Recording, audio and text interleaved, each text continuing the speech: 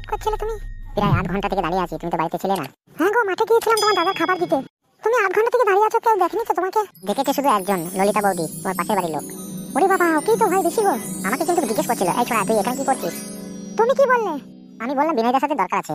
দিয়ে কাকিমা বললো বিনয় এখন নাই, মাঠে গেছে। এই বলি চলে গেল। তুমি কিন্তু মাঠে থেকে আসতে লেট করে দিলে। ছেলে মেয়েকে রেডি করে খাইয়ে দিয়ে স্কুলে পাঠালাম, তারপরে মাঠে গিয়েছিলাম। এবার তো 2 ঘন্টা ফ্রি তোমার জন্য শুধু। সে তো আমি জানি গো, কিন্তু তুমি আজকে 8 ঘন্টা বেশি লেট করে দিলে। কিন্তু জানো তুমি, তোমাকে আমি প্রতিটা মুহূর্তে পেতে চাই। এখনো বিয়ে করিনি তো, সেই কারণে আমায় এত ভালোবাসছো। বিয়ে করে নতুন বউ পেলে আমার কাছে কি আর আসবে? আমি আগেও বলেছি তোমাকে, আমি অন্য কাউকে বিয়ে করতে পারবো না। ওটা তোমার মুখের কথা। ঠিক বাড়ি থেকে চাপ দিলে তখন একটা কোচি নিয়ে যেতে বিয়ে করে নেবে। তখন কি 2 ছেলে মায়ের কাছে আসবে তুমি? তোমাকে তো আগেও বলেছি, এখনো বলছি, বিয়ে করলে আমি তোমাকেই বিয়ে করবো। সত্যি বলছো তুমি? সত্যি বলছি, তোমার এই গাছে শুধু তোমাকেই ভালোবাসি আমি, আর কাউকে না। তুমি কি আমাকে ভালোবাসো? হ্যাঁ গো সত্যি, আমি তোমাকে ভালোবাসি। তোমার সাথে ভালোবাসা হওয়ার পর থেকে আমার স্বামীকে পর্যন্ত কাছে আসতে দিই না। এটা তুমি ঠিক করনি, কেননা ওর মনে সন্দেহ চলে আসবে না। এই রে, কি হবে? কি হলো কি? পিছনে দেখো ললিতা বৌদি। কি রে ঝুমা, ছেলেটা তোর কে হয়? আমার স্বামীর সাথে দরকার আছে, সেই কারণে এসেছে। মিথ্যা আমাকে বলিস না, ঠিক আছে? কয়েকদিন থেকে আমি লক্ষ্য করে দেখছি ছেলেটাকে এই বাড়িতে আশেপাশে ঘুরে ঘুরে করছে। সেরকম কিছু না বৌদি, আমি তো নিজের চোখে দেখলাম তোরা দুজন ঢালাঢালি করছিলি। বৌদি আমাদের ভুলে গেছে, আমাদের ক্ষমা করে দেন, আর কোনোদিন আমি আসবো না এখানে। আজকে তোদের দুজনকে ছেড়ে দিলাম, এর পরের দিন দেখলে কিন্তু পাড়ার লোক জড়ো করে দেবো। আর ঝুমা, তোকে মনে করতাম ভালো মেয়ে, তুই তো একবারই খারাপ। বৌদি আমার ভুল হয়ে গেছে, আমাকে ক্ষমা করে দিও, আর কোনোদিন এ ভুল হবে না। এই আমি তোমাকে কথা দিলাম বৌদি।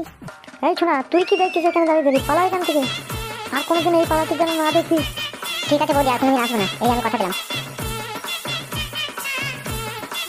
আমি একটা কথা বলছিলাম। হ্যাঁ গিন্নি বলো। আমাদের ওই বাড়ির পাশে ঝুমা। ঝুমা আবার কি করলো? কয়েকদিন থেকে দেখছি একটা ছেলে ওর বাড়ির পাশে ঘুরে ঘুরে করছে, আর ওই ছেলেটাকে নিয়ে ঢালাঢালি করছে। এই কথাটা আমি হালকা শুনলাম চায়ের দোকানে। ছেলেটা কে বলো দেখি? ছেলেটা এই পাড়ার নয়, পূর্ব পাড়ার। পূর্ব পাড়ার কে গো? কার এত সাহস? কি জানি বাবা, আমি তো চিনি না এসব। ঠিক আছে, আমি ডেলি দেখছি। আমি বলছিলাম বরুণকে শোনালে হতো না, ও ঝুমাকে একটু শাসন করতো। সে বলে কোনো লাভ হবে না, ও বৌমার চরিত্রটাই খারাপ। তাহলে বরুণকে শোনালে তো শাসনটা তো করতো। ঠিক আছে, তাই বলছো তো, বলো। তাহলে একবার জানাবো। কি রে বিজয়, তুই এখন পাড়াতে আড্ডা দিচ্ছিস না কেন? দিঘির পাড়ে এসে বসে থাকছিস। আর বলেন না কাকা, পাড়ার ছেলেগুলো সব বিদেশে চলে গেছে, যে আমি এখন একা হয়ে গেছি, সেই কারণেই দিঘির পাড়ে বসে থাকি। তার জন্যই কয়েকদিন থেকে তোকে দেখতে পাচ্ছি না। তোকে একটা কথা বলবো ভাবছিলাম। কি কথা কাকা, বলো।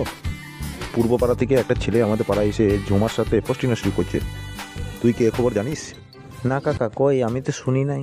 তুই এটা খোঁজ লাগা, পূর্ব পাড়ার কার ছেলে, ঠিক আছে? তারপরে আমি দেখছি।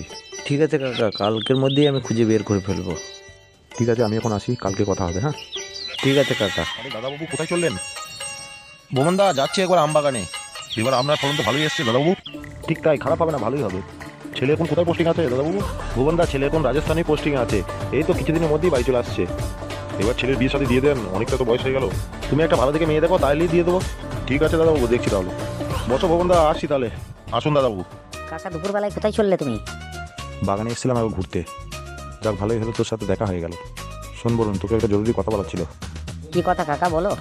আমি বলছিলাম মাঠে ঘাটে সবসময় ধ্যান দিলে হবে, বাড়ির দিকে তো নজর দিতে হবে। বাড়িতে নজর দিয়ে কি হবে কাকা? আমার কথাটা বুঝতে পারলি না তুই? ভেঙে বলো, তাহলে তো বুঝতে পারবো। বাড়িতে বৌমা তুই যখন না থাকিস, তখন একটা ওই পূর্বপাড়ার ছেলে এসে পোস্টিং করে। এ কি কথা শোনাইছো কাকা? তোমার কি মাথা ফাতা ঠিক আছে? প্রথম যেদিন শুনি আমি, সেই দিনে আমারও মাথাটা এরকমই হয়েছিল। আমি তো বিশ্বাসই করতে পারছি না কাকা।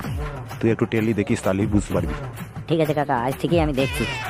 এই নিয়ে বাড়িতে গিয়ে অশান্তি লাগাস না, আগে নিজের চোখে দেখবি, ঠিক আছে? মধ্যে মধ্যে আমারও কাকা সন্দেহ হয়, এত খুশি খুশি বেড়াচ্ছে, কি ব্যাপার কি? ঠিক আছে কাকা, আমি আসছি, আমার খুব খিদে পেয়েছে, পরে আপনার সাথে এলি কথা বলবো। ঠিক আছে বাবা, যা যায়। তোমার সত্যি কথা বল, তুই কি চাইছিস?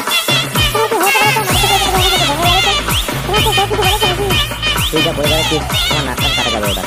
গ্রামে আমার মান সম্মান তুই কিচ্ছু রাখবি না, তোর ব্যবস্থা একটা কিছু যা হোক করতেই হবে। সব কিছু বাদ দিয়ে তুমি আমাকে ডিভোর্স দিয়ে দাও, তোমার ভাত আর আমি খাবো না। এ কি রে, তুই ডিভোর্সের কথা বলছিস কেন? তা বলবো না, তুমি আমার সন্ধ্যে থেকে দেখছো, তা কি বলবো তোমাকে? দেখ বউ, ডিভোর্সের কথা তুই কখনো মুখে আনবি না, ঠিক আছে? আমাকে পাড়ার সবাই বললো, সেই কারণেই তোকে আমি বললাম কথাটা। পাড়ার কথাই কান দিও না, তুমি নিজের কাজ করে যাও। ঠিক আছে, তাই হবে।